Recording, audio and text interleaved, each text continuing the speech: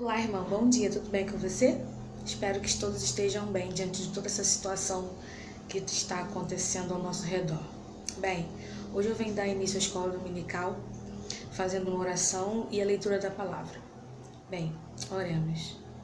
Senhor, em nome de Jesus, Pai, te pedimos, Senhor, a direção desta reunião, desta escola dominical.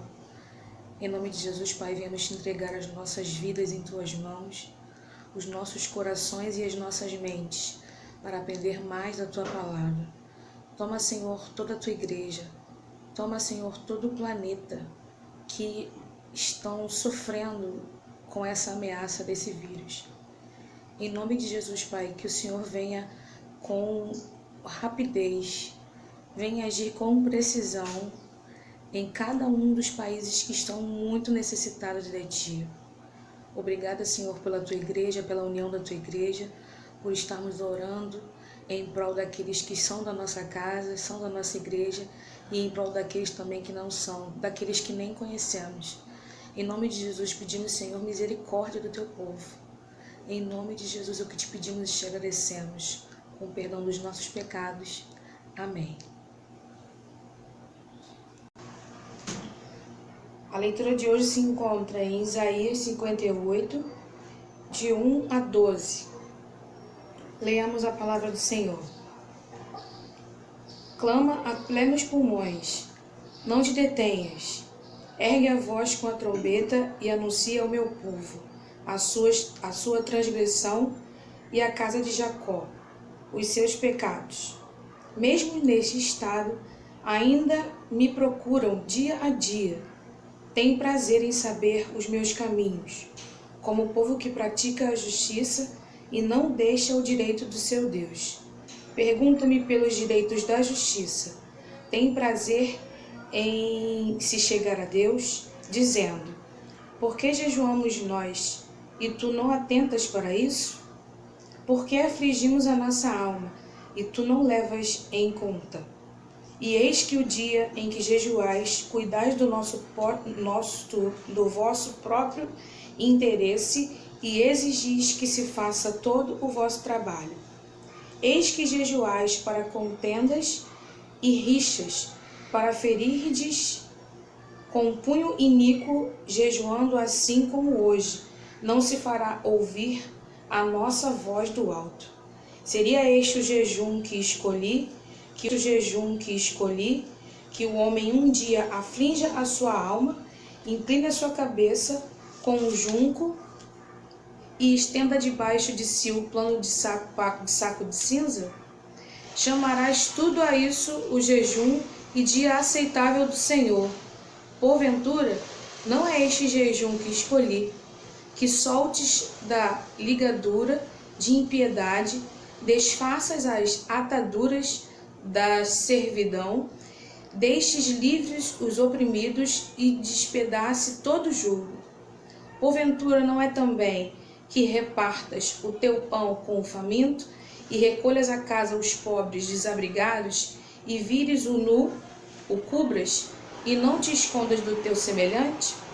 Então romperá a tua luz como a alva, a tua cura brotará sem detença, a tua justiça irá diante de ti, e a glória do Senhor será a tua retaguarda.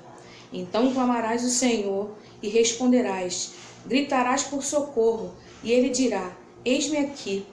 Se tirares do meio de ti o jugo, o dedo que ameaça, o falar injurioso, se abrires a tua alma ao faminto e fartares a tua alma aflita, então a tua luz nascerá nas trevas, e a tua escuridão será como o meio-dia. O Senhor te guiará continuamente, fartará a tua alma, e até em lugares áridos, e fortificará os teus ossos. Será como um jardim regado e como um manancial, cujas águas jamais faltam. Os teus filhos edificarão as antigas ruínas, levantarás o fundamento de muitas gerações, e serás chamado reparador de brechas e restaurador de veredas, para que o país se torne habitável. Essa é a palavra do Senhor, né? que continuemos orando, intercedendo por essas nações e também nas nossas reuniões durante a semana, tá? Fiquem agora com o louvor e tenham um bom dia.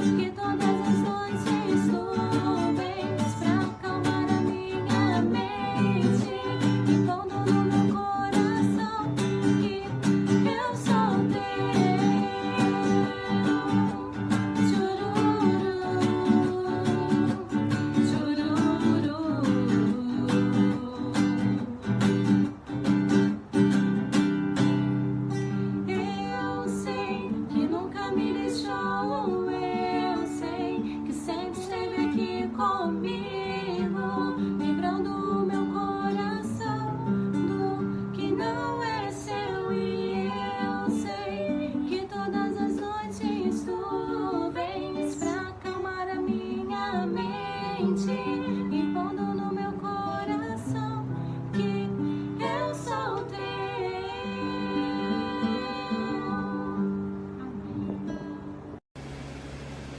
Bom, bom dia, meus irmãos. Estamos aqui mais uma vez tentando organizar as nossas vidas em meio a essa quarentena. Hoje estaremos aqui com o estudo, dando continuidade aos nossos estudos. Estamos na lição 6 da nossa revista da Escola Dominical, Passos para a Revitalização da Igreja. E o nosso tema principal está no livro de Isaías 58. Então eu vou estar fazendo aqui a leitura dos pontos da revista e após cada ponto eu vou acrescentar uma observação. Dessa vez nós não teremos debate, né? Não teremos acréscimo de ideias, né? Como a gente normalmente faz na igreja, nas escolas. Então, se os irmãos tiverem alguma dúvida, logo após, pode mandar para mim, para o pastor, para outra pessoa, que a gente tenta resolver, ok? Então vamos lá, para o vídeo não ficar tão longo e não ficar tão chato, tão cansativo, né? Não sei, nunca fiz isso, vamos ver como é que vai ficar. Que Deus nos abençoe. Vamos orar? Senhor, muito obrigado por mais essa oportunidade de estarmos reunidos em Teu nome, mesmo distantes de corpos. Sabemos que Tu és nosso Deus, confiamos em Ti, Pai, entregamos nossas vidas em Tuas mãos. Nos abençoa, nos dá sabedoria, entendimento, força, Pai, para que possamos vencer mais essa dificuldade. Continua conosco, é o que Te pedimos e Te agradecemos. Em nome de Jesus, amém. Então, vamos lá. Passos para a revitalização da igreja, lição 6, revista de daqui, revitalizar para frutificar. Então vamos lá. Continuidade à lição passada, tema que tem continuação. Diz assim a nossa revista. Após denunciar as práticas que impedem a revitalização da obra de Deus, conforme foi visto no estudo anterior, Isaías passa a apontar os passos para a revitalização que o Senhor deseja operar entre o seu povo. As orientações do profeta são oportunas e perfeitamente aplicáveis à igreja dos nossos dias. Sem esses passos decisivos, é certo que a estagnação e os equívocos hoje verificados serão o triste prenúncio do enfraquecimento, da perda da credibilidade e, finalmente, da morte da igreja. Não é um exagero afirmar que hoje várias comunidades já chegaram a esse estágio terminal, visto terem perdido completamente a relevância e nenhuma contribuição oferecem no sentido de promover entre os homens a vida que há em Cristo Jesus.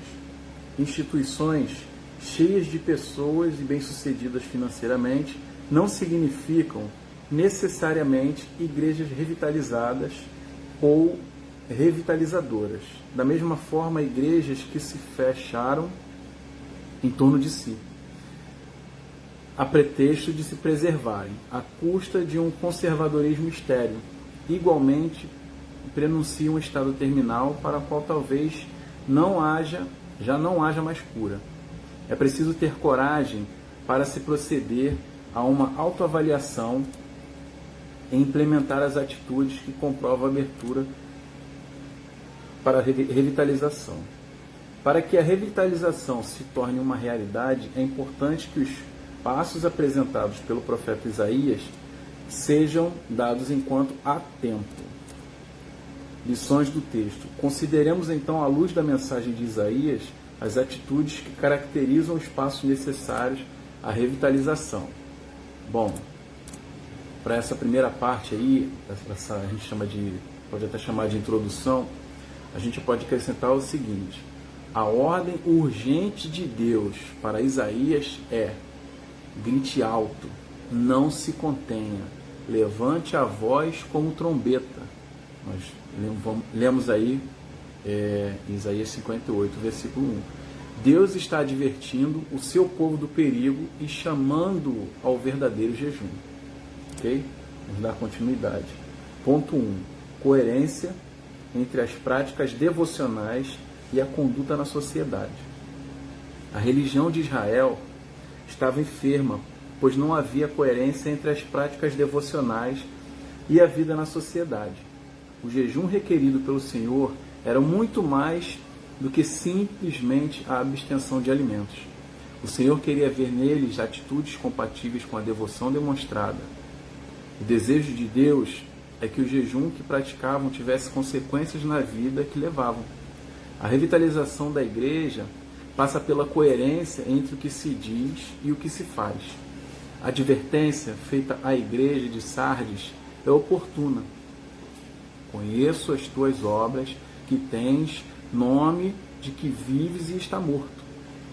Sê vigilante e consolida o resto que estava para morrer, porque não tenho achado íntegras as tuas obras na presença do meu Deus. Lembra-te, pois, do que tens recebido e ouvido.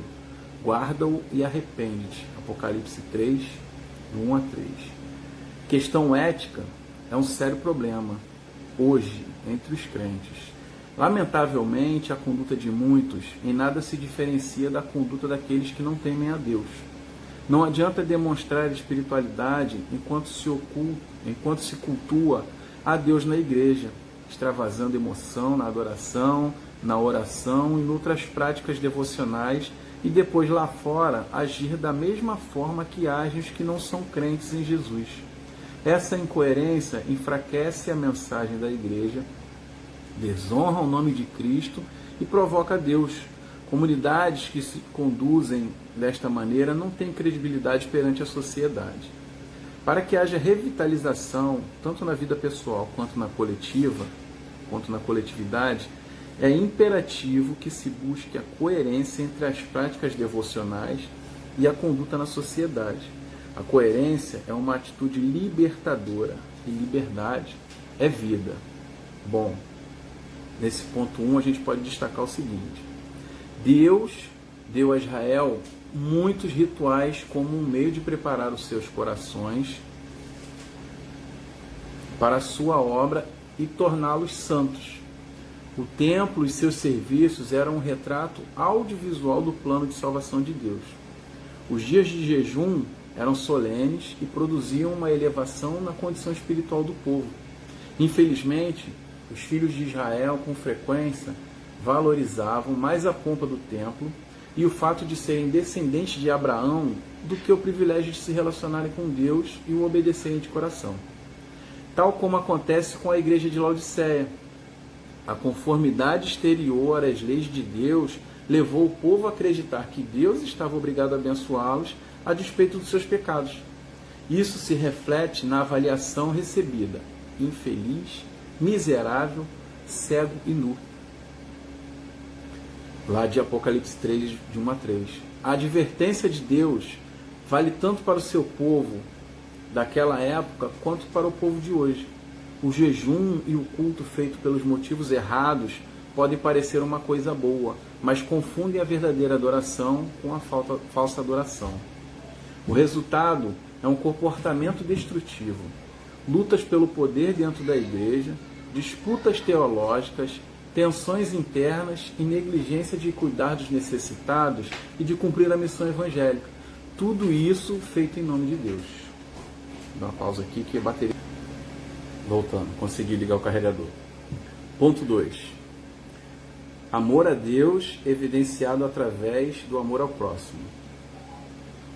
Para que houvesse uma revitalização nacional em Israel, era necessário o espírito de misericórdia para com os excluídos da sociedade, o oprimido, o faminto, os pobres desabrigados, nu. Era necessário abolir toda a maldade expressa no dedo que ameaçava, na língua que injuriava e no egoísmo. Tais atitudes abririam caminho para que a revitalização tomasse conta de todos. Então romperá a tua luz como a alva, a tua cura brotará sem detença, a tua justiça irá diante de ti, e a glória do Senhor será a tua retaguarda. Então clamarás, e o Senhor te responderá. Gritarás por socorro, e ele dirá: eis-me aqui. Então a tua luz nascerá nas trevas, e a tua escuridão será como o meio-dia. Isaías 58, de 8 a 10. A religião viva e verdadeira se resume no amor, o amor a Deus sobre todas as coisas e ao próximo como a si mesmo. A falta de amor é um fator de morte para a igreja. Por isso, por outro lado, quando há misericórdia e sensibilidade entre as aflições do outro, a vida se estabelece de forma plena. A parábola do samaritano confirma isso, lá em Lucas 10, 25 ao 37. O amor é um ingrediente essencial no processo de revitalização da igreja. Igrejas que não têm nenhum tipo de compromisso social, não evidenciam seu compromisso com a vida. Evangelho não é apenas teoria, mas prática. Tiago 2. Bom, nesse ponto 2 a gente pode tirar a seguinte conclusão. O verdadeiro jejum, a adoração que agrada a Deus, se revela na maneira como tratamos uns aos outros. É marcado pelo arrependimento genuíno e por vidas transformadas. As pessoas param de brigar e de explorar os fracos. A autoindulgência e a ganância são substituídas por generosidade de espírito e pelo cuidado dos pobres e dos que sofrem. Vidas generosas como essas agradam a Deus e são abençoadas. As bênçãos mencionadas nesses versículos, de Isaías 58, de 8 a 11, são todas uma concretização das bênçãos da aliança que os filhos de Deus anseiam receber. Quando procedemos assim, tornamos canais através dos quais as bênçãos da aliança de Deus fluem de uns para os outros. Tornamos-nos locais de descanso e fontes de água para almas cansadas e sedentas. Tornamos-nos restauradores de vidas quebradas. O amor de Deus revelado em nossas vidas atrai o coração das pessoas para os caminhos antigos da verdadeira adoração e restaura a confiança em Deus e suas leis. Ponto 3. Prioridade absoluta às coisas do reino de Deus. Segundo o profeta, a inobservância da guarda do sábado era um sinal de descaso do povo para com as coisas de Deus. Cada um se preocupava em cuidar apenas dos seus próprios interesses. Quando isso acontece, a obra de Deus fica totalmente ameaçada. Hoje é possível encontrar igrejas extremamente debilitadas pelo fato de não haver fidelidade na totalidade dos membros, quanto à contribuição financeira e ao doar-se à obra. Há muitos que só se preocupam com os seus interesses pessoais. O tempo, os talentos e os recursos financeiros são usados apenas de maneira egoísta. Portanto, não abençoam a obra de Deus. Isso pode se transformar no fator de enfraquecimento e morte para algumas comunidades. O descaso demonstrado pelos israelitas quanto à devida observância do sábado nos dias o profeta Isaías era apenas um sintoma que o coração deles não estava colocado na obra. Muito tempo depois, após a vinda do cativeiro, quando o templo deveria ser reedificado, o mesmo pecado foi denunciado pelo profeta Ageu. Abre aspas.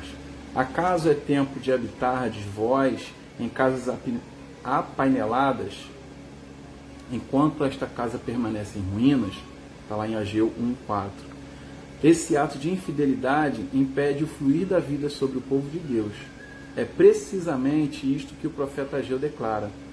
Por isso, os céus sobre vós retêm o seu orvalho, e a terra os seus frutos.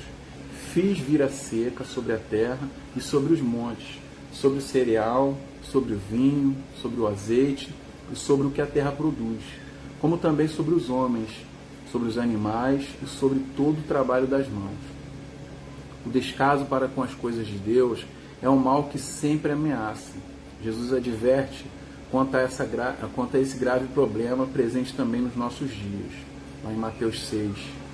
Segundo o ensino de Deus, Jesus, devemos dar prioridade absoluta às coisas concernentes ao reino de Deus. Esse é o caminho para uma vida abençoada e para a vivificação da igreja. Bom, o que a gente pode tirar de conclusivo nesse ponto 3? O verdadeiro jejum é, acima de tudo, manter um relacionamento correto com Deus e com o próximo, não apenas por obrigação, mas com alegria. Isaías destaca como a correta observância do sábado favorece essa experiência de regozijo no relacionamento com Deus, que nos leva a tratar bem ao nosso irmão. O descanso sabático citado era muito mais do que obedecer à letra da lei. Envolvia a entrega total a Deus e completa confiança na sua obra por nós como Criador e Redentor. Os adoradores que experimentam essa dimensão espiritual de jejuar desfrutam de intimidade com Deus e alcançam vitórias sobre as suas falhas de caráter. Além disso, por viverem numa atmosfera de paz e felicidade, desfrutam de relacionamentos agradáveis uns com os outros. Bom, voltando aqui, então nós temos aqui igrejas ideais, podemos tirar essa conclusão também. Todas as igrejas nascem com o ideal de ser uma igreja dinâmica, viva e operosa. As pessoas querem participar de uma igreja que evangeliza, que prega a palavra, que envia missionários, que educa crianças, que canta, que louva, que arrasta multidões. Mas o que se vê é uma boa porção de apatia. Poucas pessoas comprometidas ou envolvidas com os trabalhos que a comunidade precisa de fato realizar. Vou passar aqui algumas etapas que possivelmente podem ser feitas por nós para que possamos alcançar uma revitalização na nossa igreja. Primeiro ponto, convencer líderes e membros que nós todos somos igreja, para servir e não para ser servido. Como igreja, pode alcançar os perdidos e os pobres fora das quatro paredes. Está na nossa descrição de trabalho e não apenas do pastor. Então, todos nós temos esse trabalho, essa missão de sair das quatro paredes e alcançar os perdidos. Etapa 2. Equipar os membros para serem efetivos na sociedade por meio do discipulado que se estende muito além dos pequenos grupos. Precisamos fazer uma distinção entre as pessoas que são de dentro da igreja há muito tempo e por isso elas não podem se sentir como clientes de uma loja, mas sim como pessoas responsáveis para fazer a igreja ser vibrante. Ponto 3. Desafiar os membros para serem a igreja, investindo muito mais e fortemente no discipulado, levando outros a Cristo e servindo o verdadeiro membro da igreja. Uma igreja que tem medo de perder membros não ousaria desafiá-los a ser tudo o que o Senhor quer que eles sejam.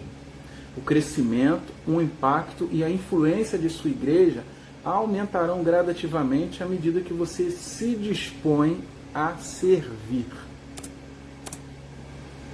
E, por último, etapa 4, avaliar. Não o número de participantes ou de arrecadações, mas de vidas tocadas e alteradas, independentemente de chegadas ou saídas. Manter os membros em conformidade com as altas expectativas de discípulos do Senhor. Acima de tudo, ore ao Senhor e peça que Ele lhe renove e lhe dê novo ânimo, força e disposição. Assim deve ser a nossa oração, nosso pedido, e que o Senhor nos ajude, nos dê direção e que nós possamos colocar Cristo como nosso alvo. Amém? Espero que seja de grande utilidade. É difícil fazer uma aula assim, sem ter um feedback, né? Sem ter ninguém para me corrigir ou me ajudar ou acrescentar alguma coisa assim pessoalmente, mas a experiência foi legal e que Deus nos abençoe. E não esqueça,